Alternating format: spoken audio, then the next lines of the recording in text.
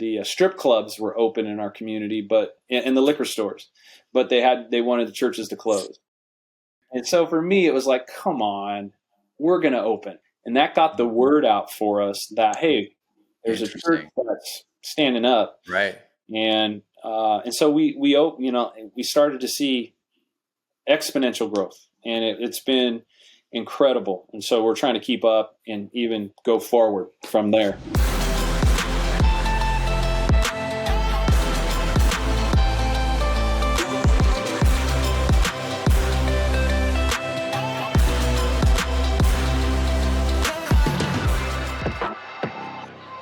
Hey guys, welcome to another episode of Modern Church Leader. Super excited about our guest today. I am with Dr. Jeremy McGarity from Skyline Church out here in, I guess it's not San Diego. It's like, is it Santee or what? It's San Diego to me. Rancho San Diego. Okay.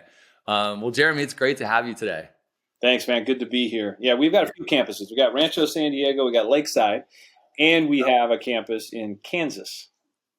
Well, that's, naturally you have one in Kansas. I feel like everybody has to have one somewhere odd. Gotta reach farmers, man. Someone's got to do it. That's amazing. Well, we'll get to that because that's I'm sure there's an interesting story there. But I mean, for the audience, this thing goes out to church leaders kind of all over the world. Tell folks about yourself and how you got into ministry and eventually how you got to be the lead pastor there. Yeah, so my background, didn't grow up in a church family at all, but got drafted to play with the St. Louis Cardinals in baseball. And so I went off into playing baseball, and it was in my third season in the minor leagues with the Cardinals that there was a guy on my team that was a strong Christian. He invited me to baseball chapel, started to listen and learn. Mm-hmm. And then I asked him a lot of questions about faith and all that. I just noticed a real good demeanor about him. I always thought Christians were soft or non-competitive, and I'm a hyper-competitive guy, and so I always thought I don't want to be a Christian because those guys are soft and they're weak. Yeah, it doesn't fit. Yeah. I'm not going to do that. I got to pause you for one sec. There's no Angels gear behind you, nowhere. No. It's all Padres, man. Home, I grew up in San Diego, so it's all about Padres. Okay, all right, fair. That's my team, even though we did not do well this year, but it's my team. So yeah, with the baseball chapel, I started asking my teammate a lot of questions and noticing his competitive fire, but the fact that he was the same guy, whether he had a good game or a bad game. For me, I was a good guy. If I had a good game, I was the guy buying everybody the drinks and all that. But if I had a bad game, I went into a really dark place, holed up by myself and just beat myself up basically emotionally, internally. And it was a real anger, just terrible place to be. I just noticed if he had a good game, like for a third baseman, like let's say he went 4 for 4, he had 4 hits, 4 at bats. He's the same guy. He wasn't cocky. He was confident, but he wasn't cocky. And then if he went 0 for 4 and struck out 4 times, he's the same guy. And I was like, what is the deal with this guy? Like, how can he be that consistent? So I asked him, I was just like, dude, what's up with you? And he was like, Jesus. And I was like, oh, boy, here we go. So that's kind of how it started. I was like, you're one of these guys. And he just was like, no, man, I'm telling you, he's real, and he gives me peace and confidence. And I know there's more to life than professional baseball. And to me, there wasn't. Yeah. There's like nothing better than professional baseball. You kidding me? We get paid to play a game. Like, what do you mean there's more to life? And so I asked him a lot of questions, and he invited me to baseball chapel, and it's just a 10-minute service. Mm-hmm. Every major league and minor league team has a chaplain, and 10 minutes before we're in our uniforms for the game. I just thought it was amazing. The guy was coming to us for one, and the guy on my team's name was Mark, and Mark helped me to start reading the Bible. He was like, hey man, start reading the Bible. And there's a whole story with that too, but I ended up talking to him about the Bible, like answer this question, what about this, what about that? And he really helped me out a lot that year. And I just realized the emptiness of what I was pursuing in terms of the professional baseball lifestyle. Now, I love playing baseball, but, I had some bonus money that I got for signing with the Cardinals. I lived the lifestyle that I thought was what you're supposed to do as a professional baseball player. And it's just, there was nothing there. It was so empty at the end of the day. And so he helped me understand what it means to have faith in Jesus Christ. And So I was in the summer, Savannah, Georgia, man, 1991, and in my apartment there, and accepted the Lord. And just basically, it was real simple. Lord, if you're real, and I had read the book of John and understood, at least read who Jesus was. And I was like, if this is all real, and I believe it is, I need you to show me. And I'm praying that you'd come into my life. And from that point forward, I sensed a change in my spirit.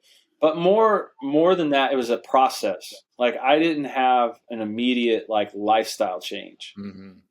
I started to learn. Yeah, a teammate of mine I was playing on a team called the Duluth Superior Dukes in the independent leagues, Northern League, and a guy was on our team, and he was really a strong believer, and he started a Bible study on our team. But the next day after the Bible study, he got traded to the Florida Marlins, and not because of the Bible study, just because that's what The coaches are like, I don't know about this. Yeah. So he gets traded, and he's leaving the clubhouse. And he's like, you got to do the Bible study. And I'm like, no, I don't know much about the Bible. I don't know anything. And he's like, no, you got to do it. God will lead.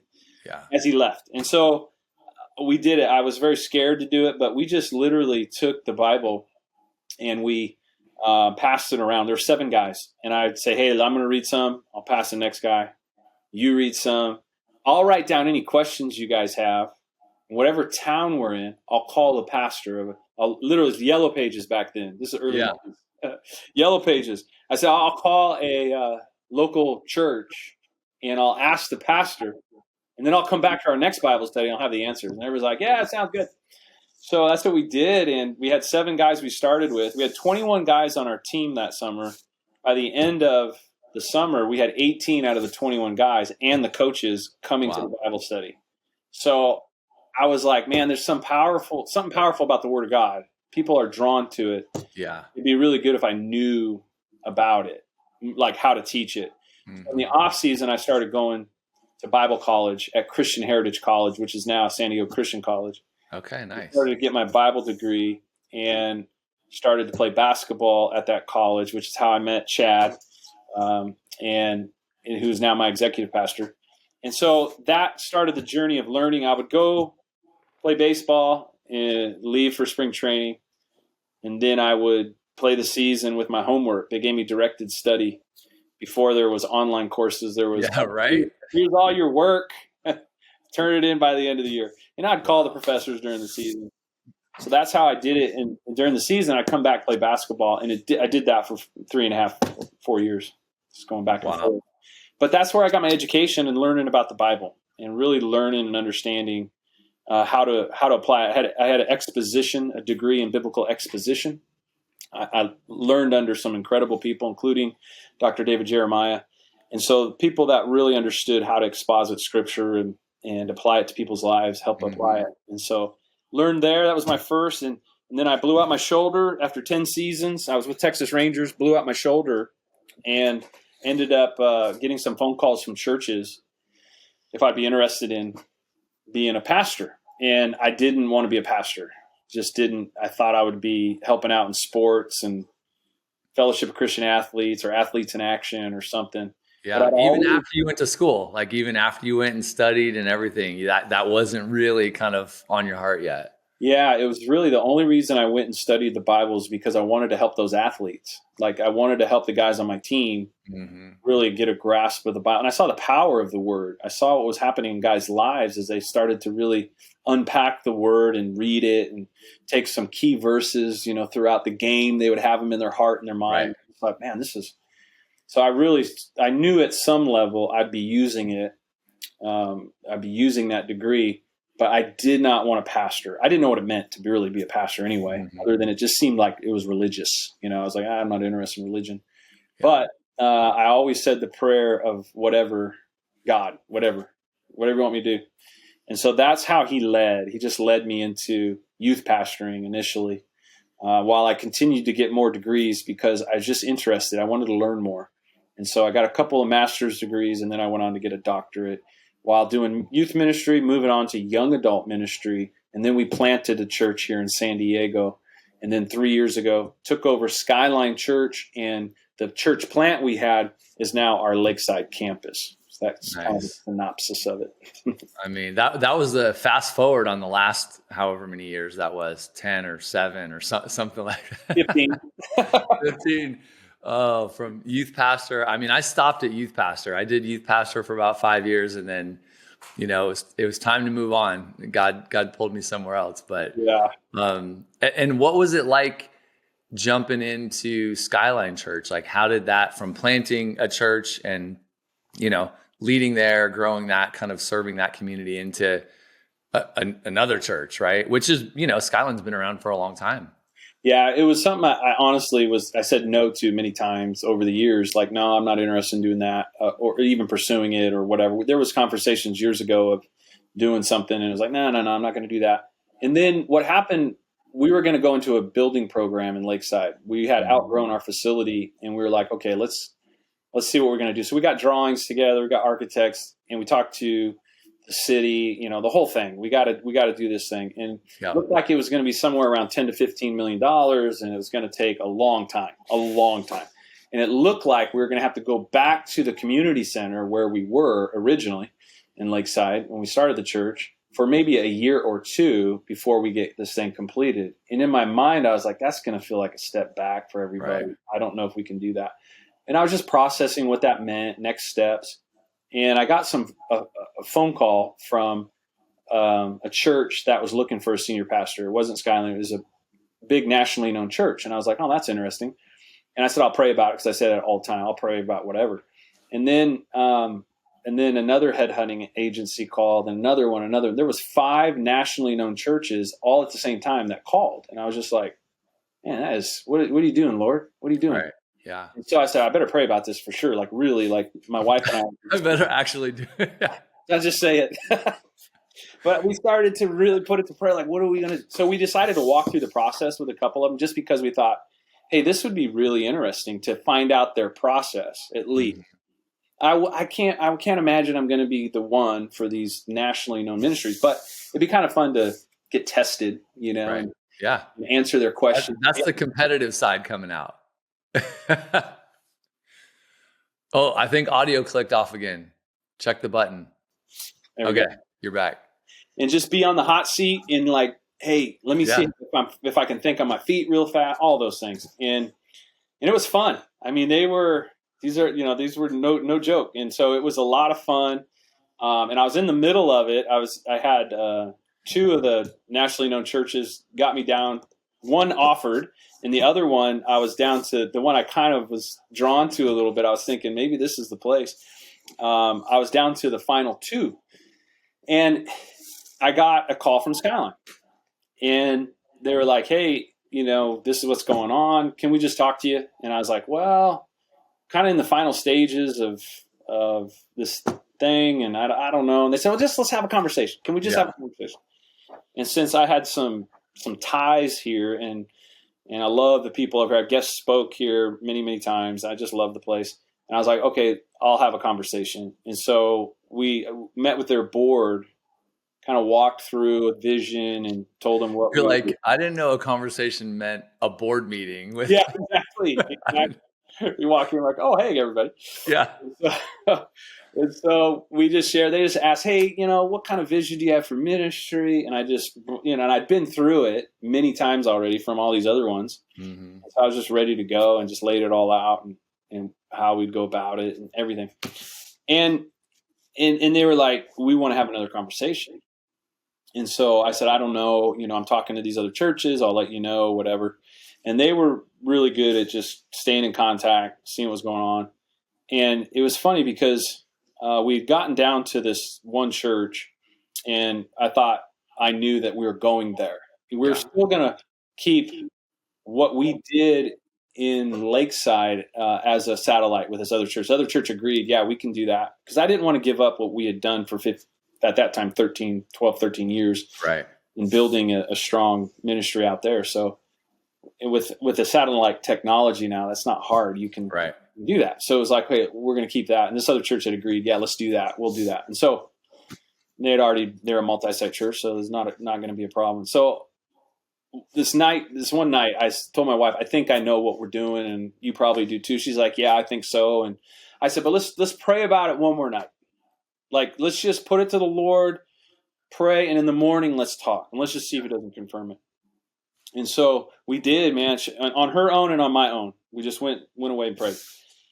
So in the morning, I get up early, and I'm an early bird. So I get up, and God told me very clearly, not an audible voice. It was just so clear. It was so clear. It was like, Jeremy, I'm calling you to Skyline Church. And I was kind of like, oh, there's a little bit of, but I like that. Well, I like what that one was sexier. The other one was sexier. It was like, oh, that looks so good. That would be better on my resume, blah, blah, blah. And it was just like, listen, I didn't call you for comfort. I called you for a mission. This is the mission I have for you. It was just real clear. And so I said, okay, but I'm just asking, Lord, if that is true, and I believe it is, please have Janie. And I'm not this fleece kind of guy. Like, I'm not. But I just asked the Lord, can you just have my wife, Janie, just confirm that without me saying anything? Could she just confirm it?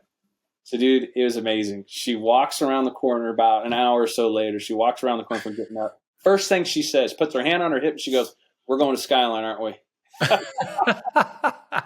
I was like, okay, that's the confirmation. I mean, the only thing better would have been if she like walked in with like a Skyline t-shirt on or something like that. And just didn't say anything. Totally. So I knew. Wow.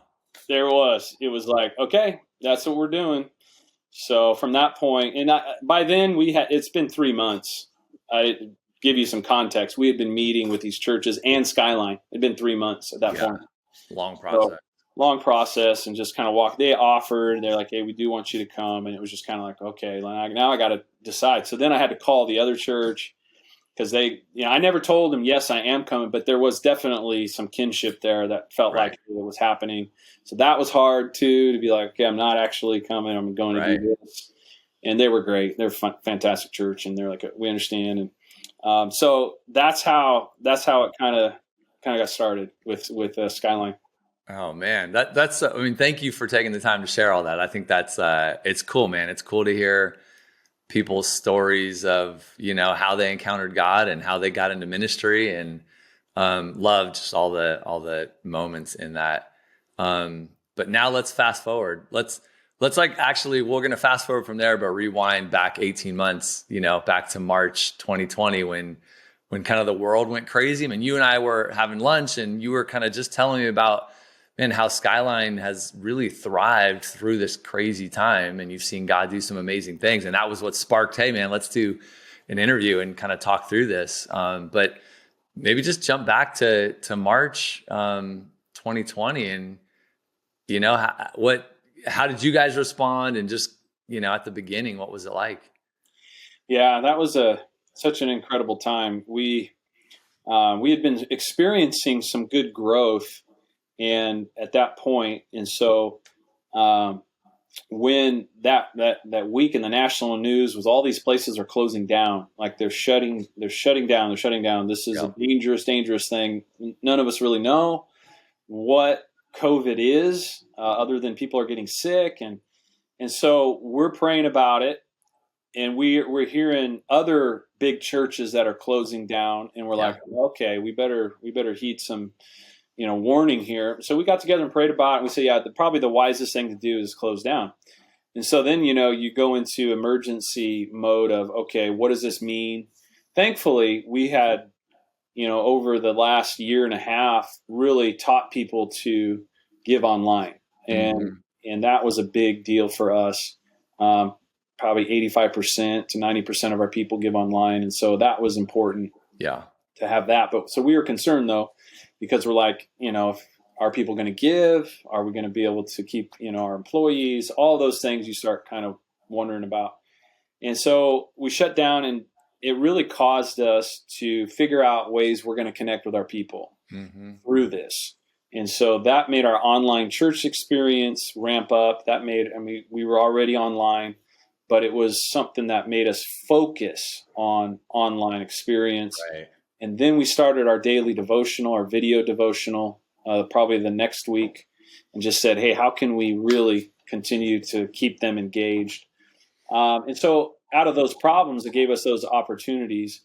But as time went on, I'm a research kind of guy. I love getting into stats and numbers. And it was pretty clear from what I had researched, and I put all the data in front of our leadership and our board and our staff and everybody. I said, let's take a look at this stuff. Let's see what's going on here. Let's make sure we're smart. But it had been 3 months. It was coming up on 3 months we'd been shut down. So, it was one of those times where it was just time to open. It was, for us, it was really clear that people needed to worship. People needed to be in the house of the Lord. Yes, online church experience, great. But for so many people, being at church is really, really important. Yeah. And we saw that. And we saw the mental health issues. We saw the 8,000% increase in suicide hotline calls. We saw the 600% increase in suicide ideation. We personally knew a lot of people who returned to their addictions because of our Celebrate Recovery classes were closed. And people rely on those things. It keeps them going another day. Mm-hmm. We saw our own community. We're really good relationship with the sheriff's department, which is right next door to us. We actually sold the land so the sheriff's county could build a department right there to them. And so we have a great relationship. We talked to them, and they were telling us about the increased rate of domestic violence, sexual abuse, murders, violent acts of crime. And they were overwhelmed. And we just started looking at that and going, what can we do to help? What as a church, what can we do to help? We can't do everything, but we can do something. And so we thought we can open our church and we can get people worshiping, because there's more than just physical health involved here. A virus, there's emotional health, there's spiritual health, there's all these different, your financial health. When your business is closed, you can't work. I mean, you got to. So we felt like the county and, of course, the nation overall was missing the entire pie of health. And as I mentioned with the stats and everything, we really combed through those, and we realized there are treatments. There are things we can do to help people who get COVID. And we saw the very, very small number of people where it becomes fatal. We saw also the lies. We did see how people died in car accidents and they were labeled COVID deaths. So we noticed there was things that were happening that were fear-mongering. We didn't delegitimize the fact that there was a virus that could harm people. Right. But we also saw that there was something else going on. And so we decided, let's open up, but let's be safe. And we had all the protocols in place. And we had all the options for people. I wanted them to decide. And so it was outdoor.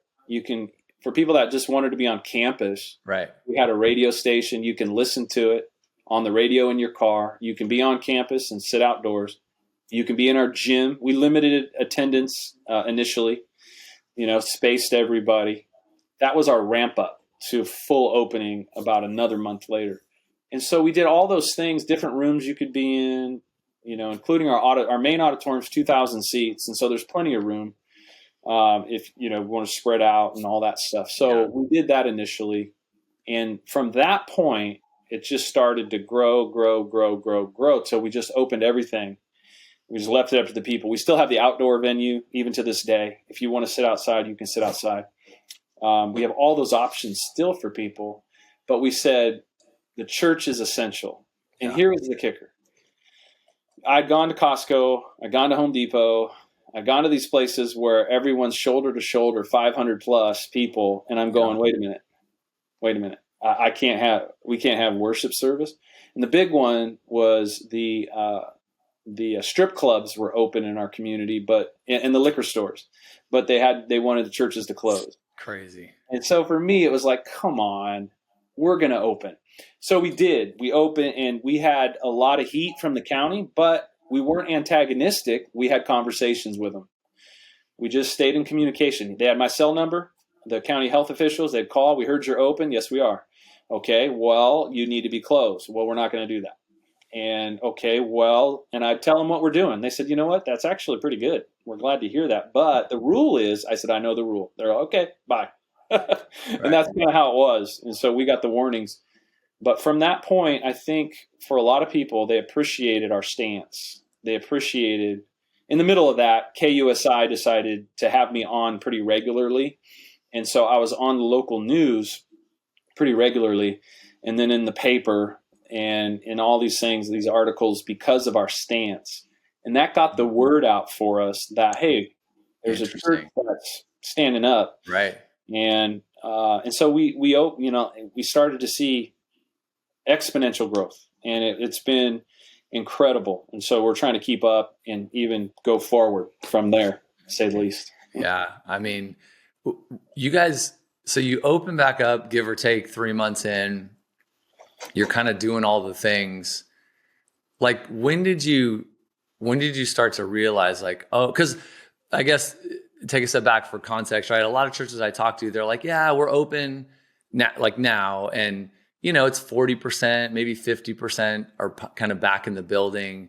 So most churches are maybe half, maybe the ones doing well are 60%, back in the building in terms of kind of what they used to be pre-COVID. Yep. I've not heard anybody really say, yeah, we have as many people in the building or on the campus somehow in some way, in some variety of like settings, than we were pre-COVID. So when did you notice like, oh, we're open and like people need this and they're showing us by walking in? Yeah, I think it was, so initially the first month we noticed more and more people coming each week. And then we did a outdoor Sunday evening thing that we called Summer Nights. Mm-hmm. And we pitched it as just a community gathering deal. At that point, I think they had lifted some restrictions. They're like, yeah, you can do outdoor or whatever. And for a lot of people, that was all they needed. They started showing up to this outdoor thing we did in droves. And we got pictures and film of it. It was just blowing our minds. On a Sunday night, we do worship. I'd do a quick little devotional. We did baptisms.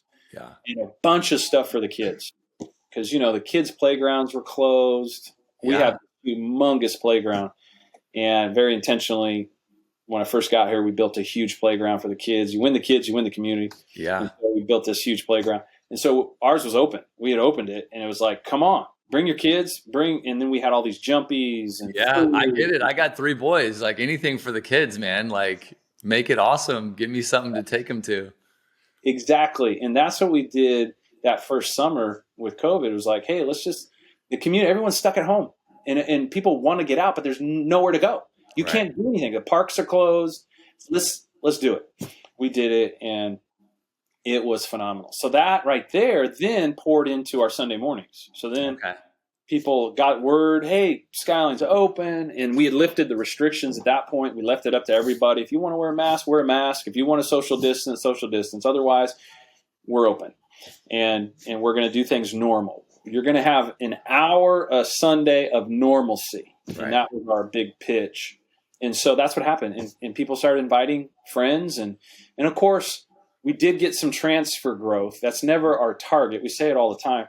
But the fact that their churches were closed, that people were coming to us saying, our church is closed and we're just here, until they open. And we're like, yeah, we'll shepherd you until you open, Right. That was part of it. So we did get some people from other churches.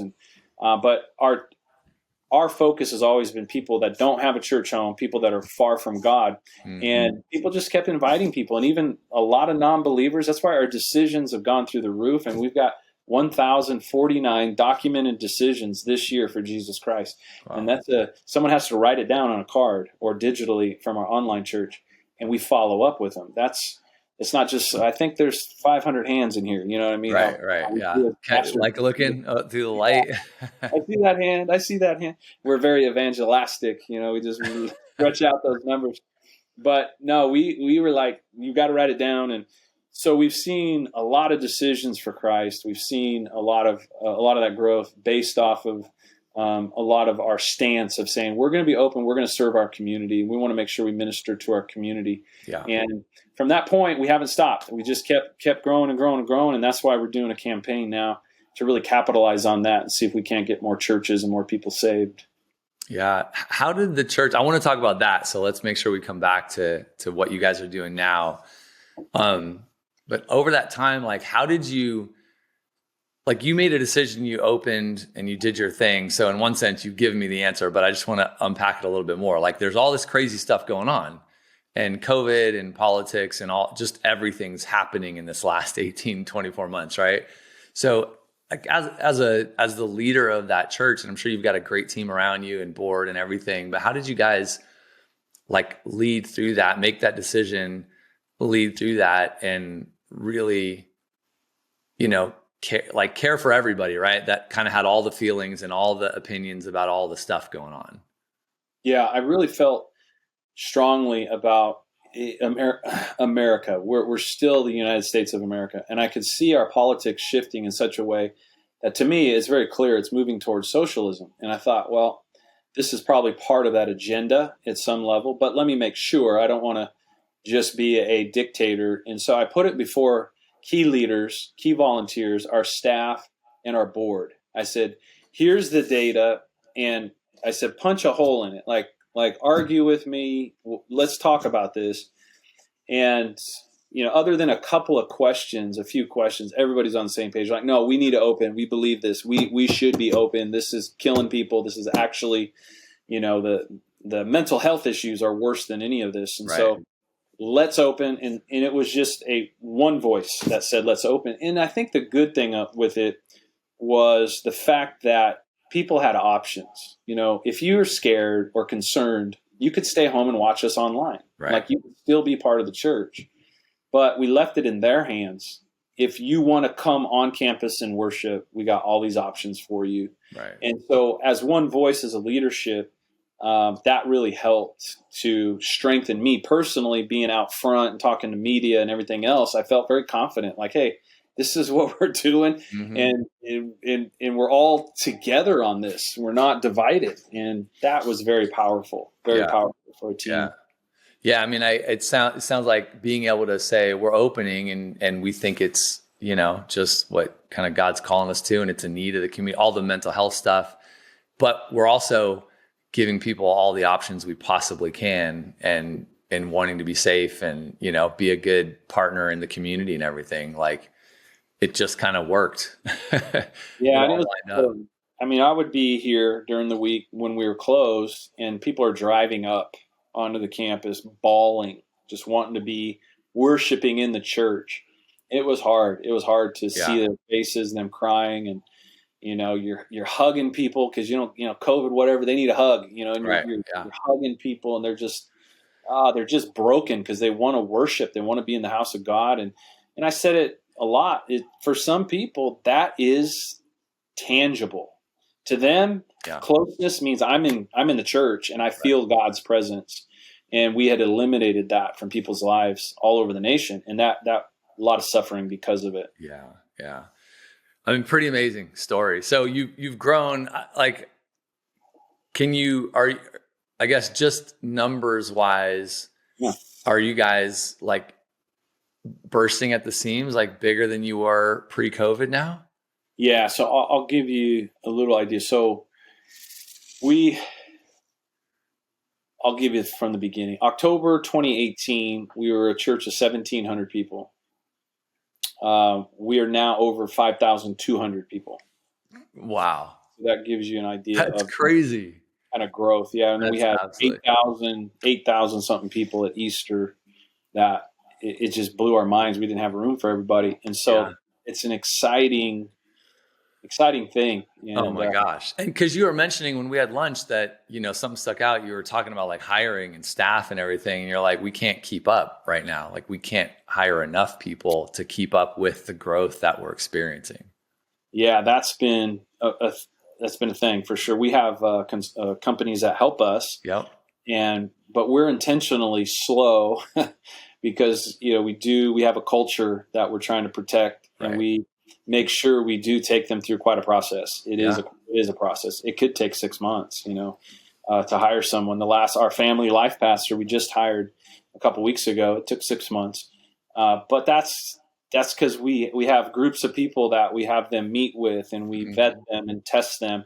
It doesn't have to take 6 months. Part of that was he was in Utah, but it'll probably take a while to hire someone. And the point not being that you guys are trying to be slow or fast, just like even if you were trying to be, do it like you would have pre-COVID, you're doing the same thing. You just have to keep up with this growth. So you got to do a lot of it. Like, it's just kind of crazy and pretty cool to see.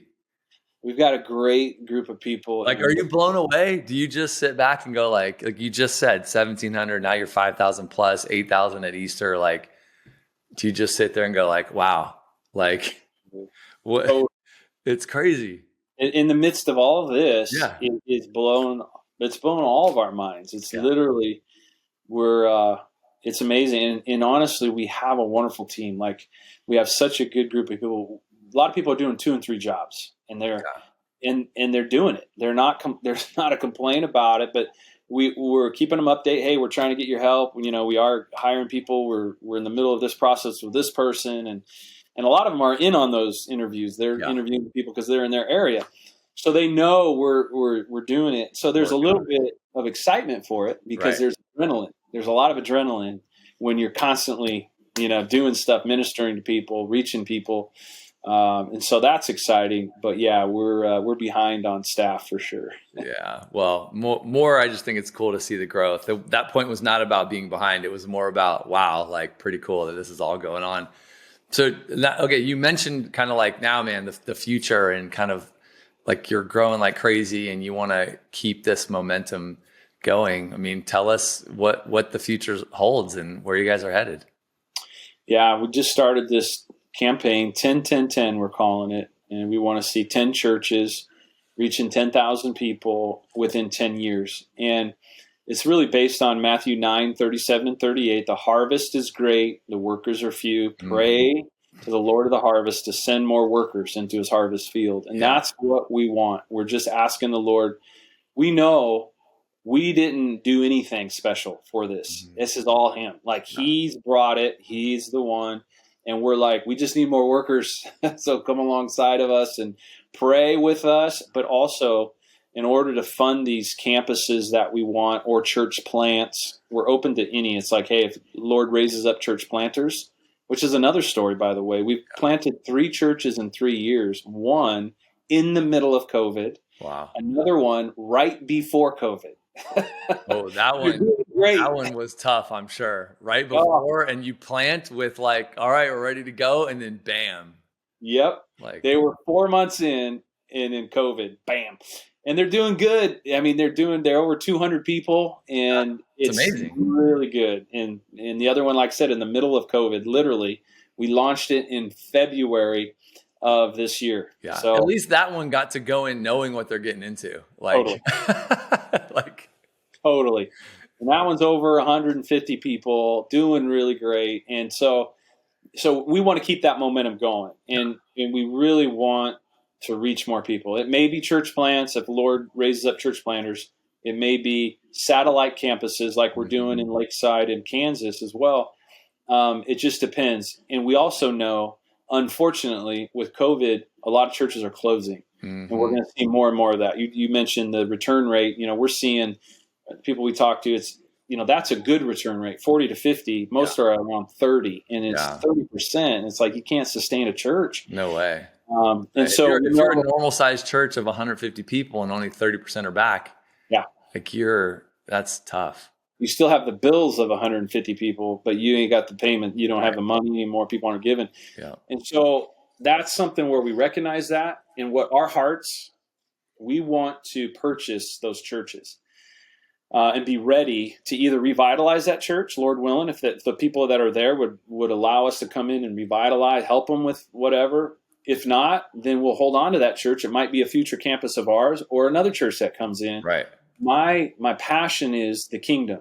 I don't want to lose that kingdom footprint, because when a church dies, often they sell it to a developer. That's typically what happens. And what happens is we lose the kingdom footprint. We don't get that church footprint. And San Diego County is not building churches left and right. And matter of fact, it's very hard now, especially with the current makeup of our county board of supervisors, really hard to buy property and get permits to build a church. Really? Their attitude has been, there's plenty of churches. You don't need any more churches. And we need housing. That's their, and it's true as far as housing. Right. And so they don't want church. Both. We need both. And And so they don't want it. So it's really hard. So I know once you lose that church to a developer, you've lost it. Yeah. Like we've lost that kingdom footprint in San Diego. And so we want to be in a position, part of 10-10-10 is be in a position to purchase those properties. And that's what we're trying to build up towards. And so we put goals on it, but we've said it from the beginning. It's up to the Lord. It's his harvest. Yeah. We just want to be people that have the framework built that we're ready to receive that harvest if he so continues to bless, if he decides to do that. Right. We want to be ready for it because we need more volunteers, we need more staff, and we need more money. Mm-hmm. And so that's where we're pushing to say, hey, we want to continue to see people come into Christ like we're seeing right now at this location. Yeah. I mean, how do you, I guess just thinking maybe related to the 10-10-10 campaign, like how is church like different now? You know, and how do you keep pressing forward? And, you know, it's all up to God. We know that you're just going to kind of do the work you think is right through all of this with your team. Like, how does church look different? How do you kind of do church now in this kind of environment that we're in and kind of keep that growth up? I think for us, part of what happened was our, we had a unique stance, right? That was something that people were like, hey, that's where I want to go. So the only resonated. The difference for me personally as a lead pastor is I was never a political guy. Like I would stay far away from politics. Like just, it's such a divisive topic. Mm-hmm. I am out. No, thank you. I just want to preach the word, get people saved. And it was when this COVID thing started happening and people were suffering, I saw how politics can make people suffer. Right. And I was like, I got to get in. I have to speak to this. So for me, it's changed in our church. It has changed because I speak on those topics now. I will help inform our people. I want them to understand what candidates, what their positions are, because when they get in power, that's going to affect our church. Right. And so I speak to those things now. Church is different because we have things like vaccine mandates. Well, how do you help your people when their job is saying you better get a vaccine or you're fired? Right. Well, first and foremost, that should be someone's choice whether they get a vaccine or not. That's my opinion, and that we're still in America, and it goes back to my socialism argument. It's like we're leaning more and more towards socialism. We got to watch out here. And so how do we help them? Well, we can help them with religious exemptions. And so as a church, we decided anyone that wants a religious exemption, let's talk about it. Let's make sure you're a person of faith. And then we're going to help you with that. Mm. And so that would have been something, we're not getting involved in that. We don't need to do that. But with the way people are suffering, because part of our mandate as pastors and churches is to help alleviate the suffering in the world. Mm. And that's one way we can do that. Yeah. People have been extremely appreciative. And honestly, I've been really shocked at how many churches would not do that for their people. And I just thought to myself, well, where else should they go? Where are they going to get the help they need? Right. And I think that's how church is changing for the good, is more and more churches are going to go, how do I practically help my people? This cannot be theory anymore. Right. It has to be what's going on in the world. How does the Bible speak to it? How do I help this person today? Right. Today. Yeah. Yeah.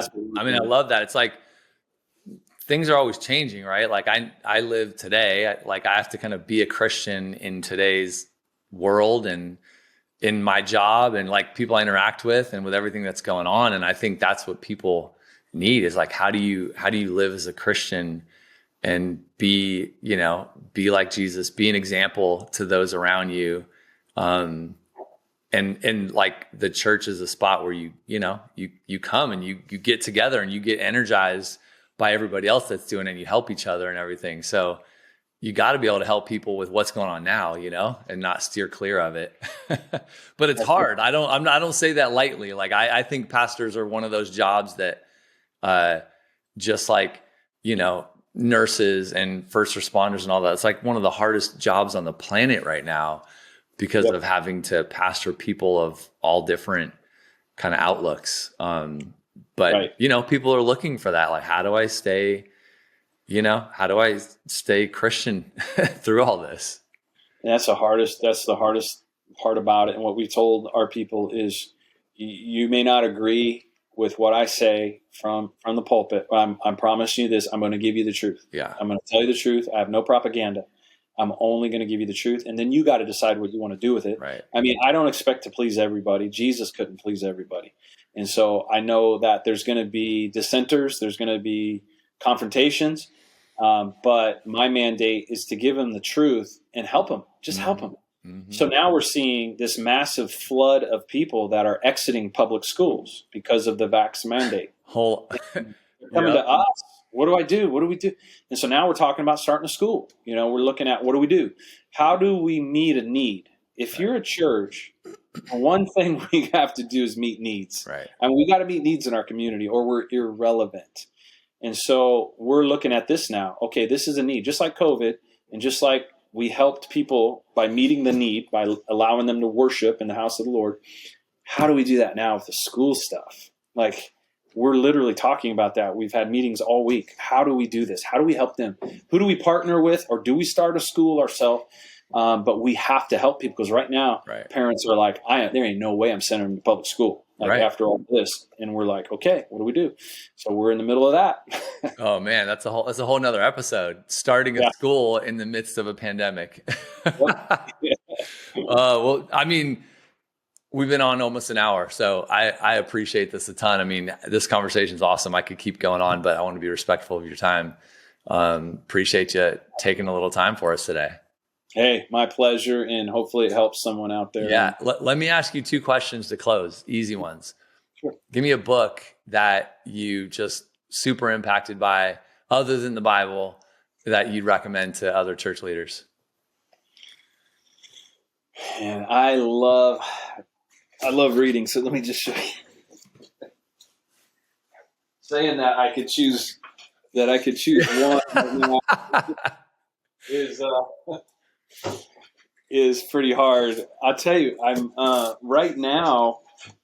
What's one that would stand out? I'll tell you what an awesome book right now. I'm going old school. Yeah, bring it. And reading about one of the greatest preachers of all time. And his name is Phillips Brooks. Okay.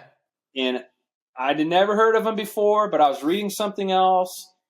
And it's one of those things where you're reading and you're like, Phillips Brooks, I've never heard of the guy. And every single thing about him is unbelievable. This guy was the preacher of the 18th century or 19th century. He was unbelievable, blah, blah, blah, blah, blah. And then I read another book, Phillips Brooks, blah, blah. You know how that you read something multiple and it's this guy's name. So I got to read about this guy. Well, sure enough, he was unbelievable.